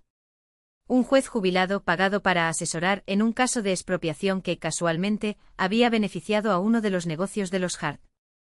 La noticia explotó como una granada. En 48 horas, la junta directiva de Pioneer Ridge votó a favor de disolver la empresa. Los proyectos se estancaron, los inversores entraron en pánico, los acreedores llamaron a la puerta, el imperio que mi padre había construido con mentiras e intimidación se derrumbó como un castillo de naipes ante un fuerte viento. Pero el verdadero terremoto no fue financiero. Fue algo moral. Olivia, que hasta entonces se había escondido detrás de abogados y declaraciones vagas, se vio obligada a afrontar lo que quedaba de su mundo. El compromiso con Ethan Price fue cancelado oficialmente no por él, sino por su familia, que ya no quería asociar su nombre con él. Las redes sociales, que alguna vez la idolatraron, ahora la devoraron. Circularon memes con sus textos sobre Juniper House con leyendas como la novia que quería robar la casa de su hermana el día de su boda. Los periodistas acamparon frente al apartamento que ella había alquilado con dinero del fondo fiduciario, el mismo que, irónicamente, mi abuelo había creado para proteger a las mujeres de la familia. ¿Y mi madre? Diane Hart, la reina de los eventos benéficos, la anfitriona impecable, fue encontrada por un periodista del Arborton Gazette sola regando los rosales del jardín de la mansión que en unos días sería subastada para cubrir deudas. La foto de ella con un vestido gastado, sin maquillaje y con los ojos vacíos, dio la vuelta al país. Ya no hubo almuerzos en el club ni asientos reservados en la primera fila de la ópera. Su reinado había terminado. Mientras tanto, Juniper House respiraba. Los talleres estaban llenos. Mujeres que nunca habían tenido en sus manos una herramienta aprendieron a lijar madera, jóvenes arquitectos dibujaban en los rincones del jardín. Un grupo de veteranos, en colaboración con Juniper Justice, comenzó a restaurar el porche trasero como parte de un programa de terapia ocupacional. Jacob, a su manera tranquila, había convertido el sótano en un pequeño aserradero comunitario. A veces por la noche me sentaba en las escaleras y escuchaba el sonido de los martillos, las risas y las historias que se compartían. Era lo opuesto al silencio opresivo del hogar de mi infancia. «Has creado algo vivo aquí», dijo Mónica una tarde, apoyada en el marco de la puerta mientras le enseñaba a un adolescente cómo identificar las vetas de un trozo de roble. «Intentaron borrarte. En cambio te convertiste en un faro». No había planeado eso. Ella no era una heroína. Era simplemente una mujer que había dicho que no cuando todos esperaban que se callara. Pero por primera vez entendí su peso. No se trataba de la casa. Nunca lo había sido. Se trataba del derecho a existir sin pedir permiso. La caída no fue casual. Fue premeditado. La última ficha de dominó del Imperio Hart se derrumbó un viernes, cuando la junta directiva, después de 4 horas a puerta cerrada, votó por unanimidad, Gregory Hart ya no sería director ejecutivo ni presidente. Inmediato. Sin salario, sin acciones, sin poder de firma. Un emperador sin trono, sin ejército, sin ilusiones. Llegaron ofertas, programas de entrevistas con sillas cómodas, revistas con portadas brillantes, editores con cheques gordos. Todos querían lo mismo, mi llanto en cámara lenta, mi historia en dosis de dramatismo, mi dolor transformado en espectáculo. Rechacé todo. No fue entretenimiento, le dije a Mónica mientras archivaba el último correo electrónico de un productor. No fue un reality show. Fue un caso criminal. Era una frontera. Y las fronteras no están a la venta. Esa noche llegó un nuevo correo electrónico. Ethan Price King. No tengo palabras. Lamento, realmente lo siento, lo que pasó. Estaba ciego. No vi lo que estaba pasando. Sé que no significa nada, pero me avergüenzo de mi papel en todo esto. Te deseo paz. Lo leí.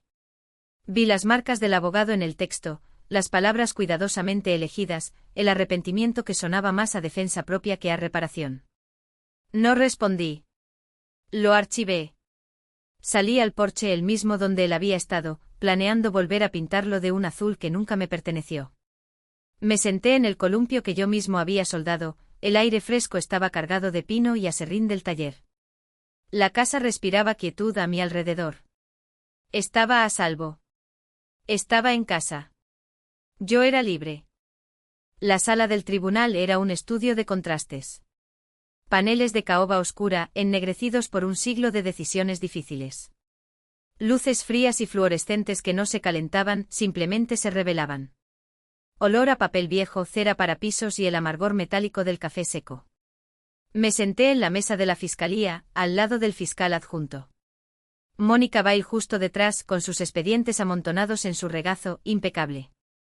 Más atrás, Jacob. Sus anchos hombros ocupando todo el banco, sus manos entrelazadas, inmóviles como las vigas de mi casa. Del otro lado, Gregory Hart con su nuevo equipo de defensa, 3 hombres con trajes azul marino idénticos, rostros caros e inexpresivos. Mi padre parecía más pequeño. El rubor de la bebida había desaparecido y fue reemplazado por una palidez gris, como la del papel arrugado. Los ojos hundidos, la postura encorvada. En la galería, 2 filas atrás, mi madre. Diane vestía un traje beige descolorido, del color de una sala de espera. Se quedó mirando la nuca de su marido, sus dedos blancos agarraban el bolso en su regazo. Él nunca me miró. Olivia no estaba allí. Mónica lo había confirmado esa mañana. Su asesor de imagen contratado por la familia Price King como cláusula no negociable del acuerdo había recomendado que su presencia dañaría su marca. Estaban reescribiendo su historia, otra trágica víctima de las pasiones incontrolables de su padre. Era una narrativa frágil, pero era todo lo que le quedaba. La fiscalía llama a su primer testigo, anunció la fiscal con voz clara y aguda. El vídeo. Las luces se apagaron. Una pantalla blanca descendió del techo. El sonido de la orquesta de cuerdas llenó la sala en silencio. Ting. Ting. Ting. La voz de Gregory, la que me había acompañado toda mi vida, resonó por los altavoces, un regalo de mi hermana mayor. Me vi en la pantalla, una pequeña figura con un vestido azul marino, avanzando contra la marea de aplausos. Eso es mentira. Nunca acepté eso. No avergonzarás a esta familia. Ya no es tuyo. Y luego el sonido. El chasquido seco. El silencio que siguió fue un cuchillo. Alguien entre el jurado, un bibliotecario al que reconocí de la sección central, tembló con tanta fuerza que casi se le cae el bolígrafo. Un hombre en la parte de atrás hizo un ruido de asfixia involuntario. El juez, inmóvil, se quedó mirando la pantalla. Nadie intentó amortiguar el audio. El sonido era una prueba. El vídeo continuó. Los gritos. El caos. El primer plano del rostro de mi padre, distorsionado por la furia, y luego su repentino giro, el pánico en su voz, fue un accidente. Resbaló. El fiscal detuvo la imagen. Las luces volvieron a encenderse. El jurado no dijo nada. Pero sus rostros ya estaban cerrados. Habían visto la verdad. El resto del juicio fue una mera formalidad. La fiscal construyó su caso con precisión quirúrgica sin excesos. Primero el médico de urgencias, frío y objetivo. Mi gráfico se proyectaba en la pantalla, laceración del hueso occipital, 7 grapas, conmoción cerebral leve, contusiones graves en la escápula derecha y la columna torácica, compatibles con un impacto de alta velocidad contra una superficie dura como una pared de piedra. El abogado defensor intentó. Doctor, usted notó el olor a alcohol de mi cliente en el hotel, ¿no? No estaba tratando a su cliente, respondió secamente el médico. Pero, en su opinión, fue un gesto de pasión festiva que salió mal. El médico se ajustó las gafas y lo miró a los ojos. En mi opinión, las lesiones del paciente no fueron provocadas por un gesto. Fueron provocados por un ataque violento. Luego los testigos. El joven que había retransmitido en directo, le temblaban las manos en el micrófono. El director del hotel, confirmando la autenticidad de las imágenes en alta definición. La mujer del brunch que lloró. Cada uno de ellos completó una pieza del rompecabezas, hizo un anuncio. Ella lo refutó. Él la atacó. La defensa de Gregory fue exactamente como Mónica había predicho, una cortina de humo sentimental. Una tragedia familiar, dijo el abogado de Denver con voz aterciopelada, casi compasiva, mientras caminaba ante el jurado. Un momento privado y doloroso, distorsionado por la lente cruel de las redes sociales. No negamos la participación del señor Hart. Le pedimos que lo comprenda. Pintó a mi padre como un hombre de pasiones generosas, un patriarca emocional que en el espacio de un segundo perdió el control. No fue un delito. Fue un error. Un desacuerdo familiar que debería haberse resuelto en casa, no aquí. Intentó convertirme en la villana, la hija fría e ingrata, que en lugar de resolver las cosas en privado, optó por exponer a su familia a, ¿qué? ¿Dinero? Fue tu error. El fiscal se puso de pie. La defensa abre la puerta al contexto de este ataque. La fiscalía está feliz de cruzarlo. Llamó a Mónica Bail al estrado de los testigos. Mónica no fue testigo. Era una espada. Hielo y hechos. El fiscal proyectó la línea del tiempo en la pared. Señora Bail, ¿puede identificar este documento? Sí. Es la escritura de la propiedad en el 47 de Juniper Avenue, comprada y registrada únicamente a nombre de Kim Reyes. ¿Y este? Una serie de mensajes autenticados por el operador. Por Olivia Hart. Discutir el plan para listar la casa en la boda. Específicamente para forzar la mano de Kim. Para asegurarse de que no tuviera otra opción. Objeción. Gritó el abogado defensor, saltando de su silla. Rumor. Rechazado. La voz del juez cortó el aire, seca como un martillo. Esto va directo al corazón de la motivación y la premeditación. Continúe, consejero. La línea de tiempo era un cuchillo. El padre amoroso, un cómplice. El generoso regalo, un robo calculado. La fiscal guió al jurado en cada paso, como si estuviera trazando una cicatriz en el pecho de Gregory Hart. 1. El plan para tomar la propiedad. 2. La mentira contada ante 280 testigos, sonrientes e ingenuos. 3. El no firme verbal del legítimo dueño. 4. Castigo físico por la osadía de este número. 5. Las llamadas al 911, los gritos grabados en audio, la voz de Kim rompiéndose como el cristal. 6. El parte médico, costillas fracturadas, hematomas en forma de manos. 7. El mensaje de Diane Hart, suave como el veneno, intenta convencerla de que abandone la denuncia. Kim, querida, piensa en la familia. Piensa en lo que esto le hará a tu padre. El jurado tomó notas. Los rostros cerrados. Ninguna mirada se volvió hacia Gregory.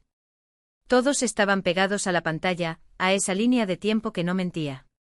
Entonces llegó el mensaje. Un sobre grueso, papel de algodón, sello oficial. La junta directiva de Pioneer Ridge Developments repudió públicamente a su exdirector ejecutivo. Las acciones criminales personales de Gregory Hart no reflejan los valores de esta empresa. Ya era tarde. Fue cobarde. Fue la puñalada final, una que no vino de un enemigo, sino de aquellos que alguna vez lo habían llamado líder. El promotor no necesitó más de 5 minutos para cerrar.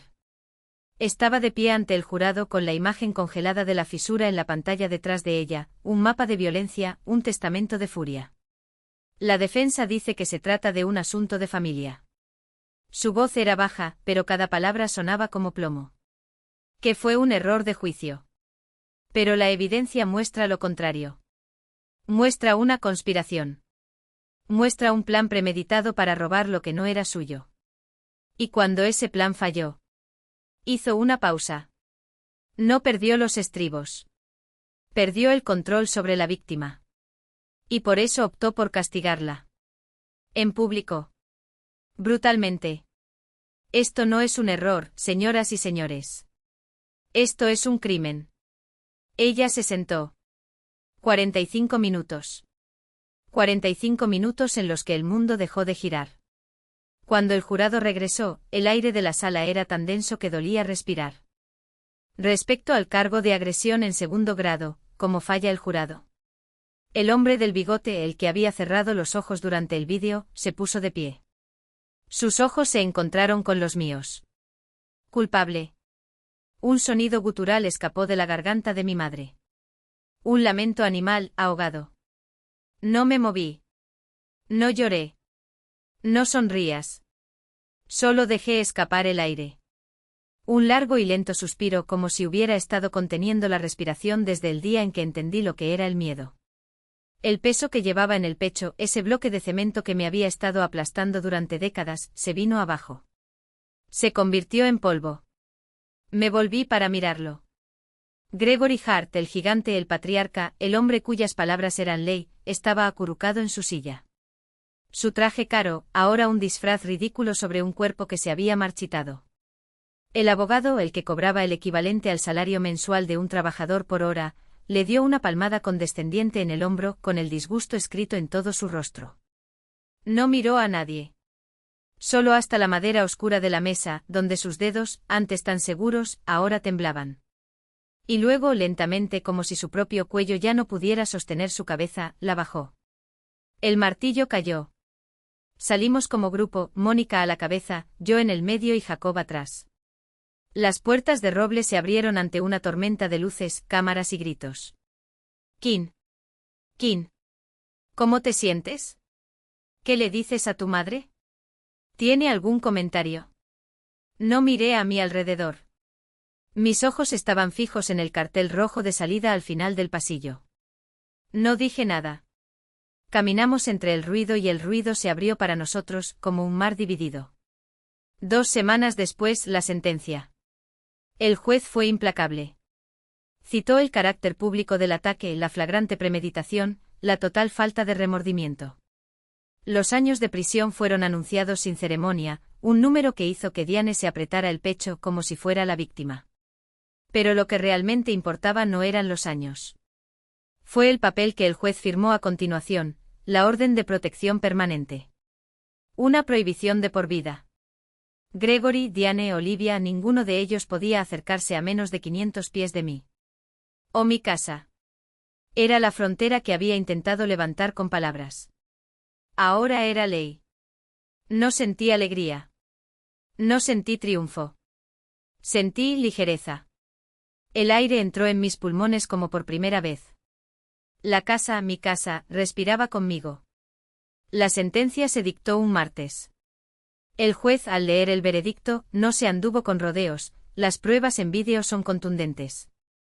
La intención de defraudar e intimidar es clara. Los años fueron suficientes. Real.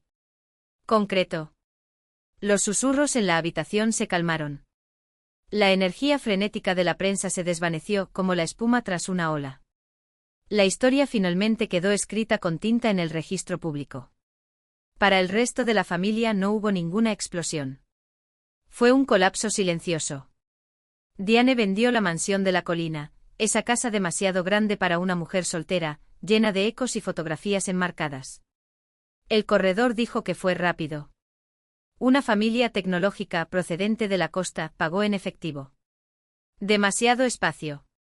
Demasiados recuerdos, repitió como si eso explicara algo. Una semana después de la venta, llegó por correo un sobre color crema. La letra de mi madre en el frente elegante, familiar. Dentro una página. Palabras cuidadosamente escogidas, lamento profundamente cómo sucedieron las cosas. Es triste ver a la familia tan dividida. Espero que con el tiempo podamos encontrar la paz. Una obra maestra de la no disculpa. Un lamento por las consecuencias, nunca por las acciones. Lo leí una vez. No me sentí enojado. No me sentí triste. No sentí nada. Doblé la hoja y la guardé en el cajón de mi mesa de trabajo. Era solo papel. Olivia se ha ido. Jacob escuchó a través de un proveedor, ella había regresado al este. Algún lugar donde nadie supiera tu apellido. No hubo fiesta de despedida. Sin despedidas. Ella simplemente desapareció como una actriz que pierde la entrada y abandona el escenario hacia un teatro vacío. Esa noche me senté en el porche del número 47 de Junipero Avenue. El sol se puso en tonos de púrpura amoratado y oro quemado sobre las montañas. El aire olía a pino y a tierra húmeda. Me balanceé lentamente en el columpio que yo mismo había soldado con chatarra, los eslabones chirriaban a un ritmo suave, no era el gemido del óxido, sino el sonido de una articulación bien hecha, moviéndose exactamente como debía. Era el latido silencioso de una casa que finalmente estaba completa. El sábado siguiente abrí la puerta principal. La habitación, la que Olivia había llamado 2 tonos de marrón, estaba llena de luz y movimiento. El primer taller de restauración de Junipero había comenzado. 6 estudiantes, jóvenes aprendices y amas de casa mayores, estaban agrupados alrededor de una ventana del siglo XIX rescatada de una demolición. Juega aquí, dije, pasando los dedos por la espiga y la unión de la mortaja. Esto no fue predicado. Fue detenido. Quien hizo esto hace 140 años quería que durara. Nuestro trabajo no es reemplazar. Es un honor. Es estabilizador. Está ayudando a que esta pieza continúe su historia. Se inclinaron y tocaron la madera. Los rostros concentrados. Mi casa, que había sido mi trinchera, ahora era una escuela. Respiró de nuevo. Ya no huele a tensión, sino a serrín. Ya no con el peso del silencio, sino con el sonido del trabajo silencioso y concentrado. Y por primera vez en años, el futuro no era algo a lo que temer. Era algo que había que construir. En la pared de mi estudio, la habitación orientada al sur que alguna vez imaginé como la habitación de un bebé, colgué 3 cuadros. Sencillo en marcos negros. La primera fue una factura arrugada, manchada de salpicaduras de pintura, mi primera compra para la casa, la madera con la que empezó todo. La segunda, una fotografía oscura y granulada que tomé ese primer día, el techo derrumbado, el suelo empapado, las ruinas que se convirtieron en mi punto de partida. El tercero, un proyecto impecable dibujado a mano con un título en la esquina inferior, Juniper resurge. Era mi historia. Mi expediente de la verdad. Jacob apareció esa tarde justo cuando los estudiantes estaban guardando sus herramientas. Traje 2 cafés y nos paramos frente a la isla central de la cocina, esa enorme mesa de carnicero que alguna vez había albergado algo más que comidas. Desenrolló sobre el mostrador un nuevo conjunto de planos, líneas precisas, trazos seguros. He estado pensando, Kim, dijo golpeando ligeramente el papel. Los talleres son increíbles, pero ¿y si los hiciéramos permanentes? La planta baja podría convertirse en un espacio comunitario, una galería rotativa para artesanos locales, un aula abierta para artesanías de preservación. Miré el dibujo. Había reinventado mi sala de estar. No como fortaleza, sino como lugar de paso, de intercambio, de luz. Un lugar para compartir trabajo. Me alejé del mostrador, café en mano, y me dirigí a la escalera principal. El sol de la tarde caía sobre el rellano, filtrándose a través del vitral que yo mismo había rescatado de entre los escombros. El que pasé un mes soldando pieza a pieza, devolviéndole su capacidad de bailar. Los rayos coloreaban el roble restaurado en el suelo, un lago de rubí líquido, esmeralda intenso y azul cobalto tan vivo que parecía pintura derramada. Fue una prueba física. El testamento de las manos. Eso es lo que podrías hacer, tomar lo roto, lo desechado, lo aplastado, y con paciencia, con trabajo, volver a hacerlo completo. Hazlo capaz de iluminar. Regresé a la computadora portátil en el mostrador. Un correo electrónico esperaba. De junio de Projustice, el Grupo de Defensa de las Mujeres. Asunto, una invitación. Me preguntaron si consideraría unirme a la junta directiva para ayudar a crear un programa para que las mujeres reconstruyan sus vidas. Mujeres que, como yo, necesitaban aprender a levantar sus propios muros. Miré los planos de Jacob. Miré la luz en mi piso. Escribí una palabra en la respuesta, sí. Presioné enviar. Mi voz, incluso en la letra, sonaba firme. Un momento después, se escuchó un suave golpe en la puerta abierta. La señora Gabel, mi vecina, estaba en el umbral, con las manos aferradas a sus cartas. Dijo Kim, un poco vacilante. Espero no interrumpir. Es que paso por aquí todos los días y necesitaba decirte, tu casa es la más bonita de la calle. Lo que has hecho aquí es un milagro. La vieja Kim, la sombra, se habría mofado, oh, no fue nada. Todavía hay mucho por hacer. Pero sonríe. Una sonrisa real y cálida. Gracias, Elena. Fue mucho trabajo. Me alejé de la puerta. Entré. Acabo de hacer café recién hecho. Encendió el cigarrillo y cruzó el umbral, el que yo mismo había construido. Esa noche, después de que Jacob se fue y la casa quedó en silencio, yo estaba sola en la sala. Me acerqué a la pared principal, al lado de las escaleras, y puse mi palma sobre las tablas de roble. Estaban calientes por el último sol. Sentí la solidez de las vigas detrás del yeso, los cimientos debajo del piso. Nadie puede quitarte lo que has construido, susurré. No fue una declaración. No fue un deseo. Era solo un hecho. Faltaba una última cosa. La pieza final de la restauración. Fui al taller, cogí del banco el taladro y un pequeño objeto rectangular. Salí al porche delantero. El aire era fresco. El cielo, de un color índigo intenso, salpicado de estrellas. Coloqué el objeto contra la viga principal del porche, la que yo mismo había arreglado. Era una placa de latón encargada a medida. Perforé ambas guías. Coloqué los 2 tornillos de latón y los apreté hasta que quedaron alineados perfecto. El rugido del taladro, un sonido satisfactorio y definitivo. Di un paso atrás y leí las palabras. Letras simples y oscuras que brillan a la luz del porche, Juniper 47, de King Reyes. Estaba listo. Mi nombre. Mi trabajo. Mi casa. Dejé el taladro en el columpio. Me quedé allí durante mucho tiempo, mirando el cartel. Luego me di la vuelta. Me enfrenté a la calle oscura, al barrio silencioso, al mundo. Me enfrenté a la cámara imaginaria que había iniciado todo, esa luz roja fija e implacable que una vez me había observado sin parpadear. No sonrías. No lo necesitaba. Me quedé allí en mi propio balcón. Frente a mi propia casa. Respirando mi propio aire. Ya no era la sombra. Ella era la arquitecta.